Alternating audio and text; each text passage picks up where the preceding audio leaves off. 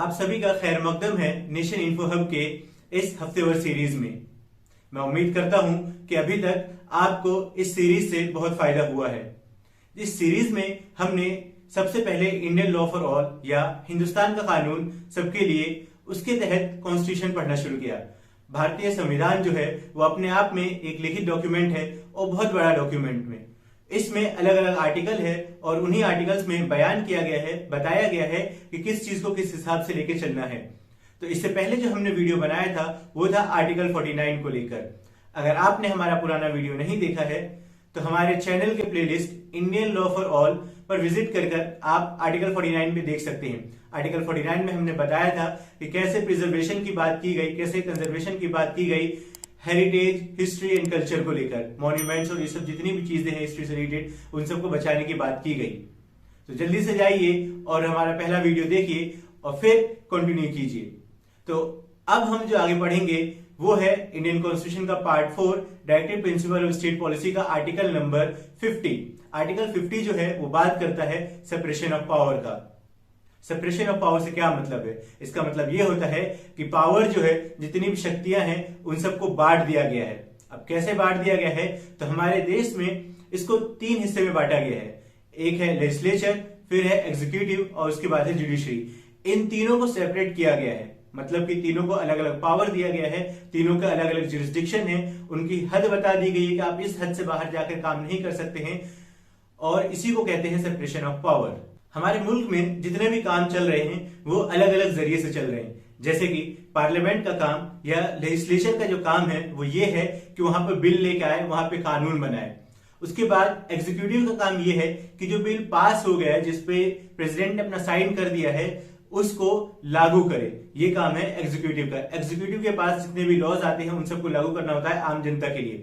और फिर एक और जरूरी ऑर्गन जो है हमारे मुल्क का वो है जुडिशरी, न्यायालय। न्यायालय का काम ये होता है कि वो जितने भी बिल बन रहा है या जो भी चीज चल रही है उन सब के ऊपर एक पैनी निगाह से देखते रहे, उसके ऊपर निगाह रखे रहे। क्योंकि कई बार ऐसा होता है कि पार्लियामेंट कुछ ऐसे लॉज लेके आना चाहती है जिससे कॉन्स्टिट्यूशनल वैलिडिटी खत्म हो जाती है, अनकॉन्स्टिट्यूशनल हो जाता है वो अपने आप में। तो इन सब चीजों का ध्यान जो है वो देखती है जुडिशरी। इसीलिए सेपरेशन ऑफ पावर है। सेपरेशन ऑफ पावर से ये होता है कि ये लोग एक दूसरे के काम में दखल अंदाजी नहीं करते हैं, सबको अपना अपना अलग रखा जाता है। लेकिन सबसे बड़ी सोचने वाली बात है कि क्या हमारे मुल्क में ऐसा है कि एग्जीक्यूटिव और जो लेजिस्लेचर है वो अपने आप में अलग है या वो एक जैसे होके काम करते हैं? क्योंकि हम कई बार देखते हैं कि नेता लोग जो हैं वो अपने नीचे कई सारे ऐसे ऑफिसर्स हैं जो एग्जीक्यूटिव लेवल के ऑफिसर्स हैं और उनको कमांड देते हैं कि आप ये करो और ये करो। क्या ये सेपरेशन ऑफ पावर है या किसी दूसरे के काम में दखल अंदाजी है? इस पे आप सोचिए और एक बार गौर करने की कोशिश कीजिए कि ऐसा क्यों है। अब सेपरेशन ऑफ पावर क्यों लाया गया? तो उसका एक सबसे बड़ी वजह जो है वो ये है कि जब एक इंसान के पास ज्यादा पावर दे देते हैं तो वो करप्ट हो जाता है। इसीलिए एक सेइंग भी है, एब्सोल्यूट पावर करप्ट्स एब्सोल्यूटली। मतलब जितना ज्यादा आप पावर देंगे, जितनी ज्यादा आप शक्तियां देंगे, उतना ज्यादा ही वो इंसान करप्ट होगा। तो इसी करप्टनेस से बचाने के लिए सेपरेशन ऑफ पावर है। एक होता है इंसान जिसको बहुत ज्यादा ताकत दी जाए तो वो अपने ताकत का गलत इस्तेमाल करता है। तो ये जो ताकत दी जा रही है एग्जीक्यूटिव के, लेजिस्लेचर के, जुडिशरी को, इसको बांट इसलिए दिया गया है ताकि कोई भी ओवर स्टेप न करे, कोई भी अपने हद से आगे बढ़कर अपने पावर का यूज नहीं करे। हर एक का अपना एक जुरिस्डिक्शन है, एक महदूद एरिया है जिसमें वो काम कर सकता है। उसके बाहर जाके वो अपना ऑर्डर पास नहीं कर सकता है या कोई रूल्स एंड रेगुलेशन पास नहीं कर सकता है। और यही एक बहुत बड़ी वजह होती है सेपरेशन ऑफ पावर का, क्योंकि सेपरेशन ऑफ पावर से तीनों ऑर्गन जो इंपॉर्टेंट वो अलग अलग हो जाते हैं और वो एक दूसरे के काम में दखल अंदाजी नहीं करते हैं। लेकिन इससे एक फायदा ये भी है कि ये लोग एक दूसरे के ऊपर अकाउंटेबिलिटी रखते हैं, चेक एंड बैलेंस रखते हैं। अगर कोई काम पार्लियामेंट ने गलत किया, कोई बिल गलत लेके आ गई, तो उस पर सुप्रीम कोर्ट कटाक्ष कर सकता है, उस पर कमेंट कर सकता है कि ये बिल गलत है, ये इनवैलिड हो जाएगा। क्यों? क्योंकि ये कॉन्स्टिट्यूशन के साथ में नहीं है। या फिर हम देखते हैं कि कोई नेता जो है अपने हिसाब से कुछ काम करना चाहे तो वहां पे एग्जीक्यूटिव जो है वो बता सकते हैं कि यहाँ पे इस चीज की जरूरत है और इस तरीके से आपको काम करना है। और हम फिर देखते हैं कि इतने सारे जो मसले होते हैं कि कोई घूसखोरी कर रहा है, कोई ब्राइब ले रहा है, कोई कुछ कर रहा है, तो इस चीज के ऊपर भी चेक्स एंड बैलेंस होता है अलग अलग पावर देने की वजह से। अगर सारी शक्तियां जो है एक ही जगह पे इकट्ठा कर दिया जाए तो तो वो एक इंसान जो है वो सारे फैसले लेने लगता है।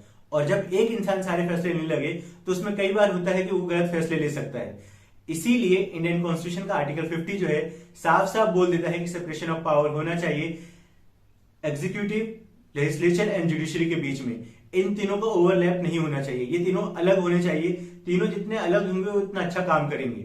अब हर बार की तरह हम बिना केस लॉ के अपने वीडियो को कंप्लीट नहीं कर सकते हैं, तो चलिए सेपरेशन ऑफ पावर जो कि आर्टिकल 50 है उससे रिलेटेड कुछ जरूरी केस स्टडीज हम देखते हैं। तो सबसे पहला केस जो है सेपरेशन ऑफ पावर या आर्टिकल 50 को लेकर वो है गुरदियल Singh son of Jagat Singh versus the state. इसमें कोर्ट ने साफ साफ नोटिस किया, साफ साफ बोला कि सेपरेशन ऑफ पावर जो है वो आर्टिकल 50 से आता है और आर्टिकल 50 में जिम्मेदारी दी गई है स्टेट को कि एग्जीक्यूटिव एंड जुडिशरी को अलग अलग रखा जाए, लेजिस्लेचर एंड जुडिशरी को अलग अलग रखा जाए ताकि ये एक दूसरे के काम में दखल अंदाजी नहीं करें।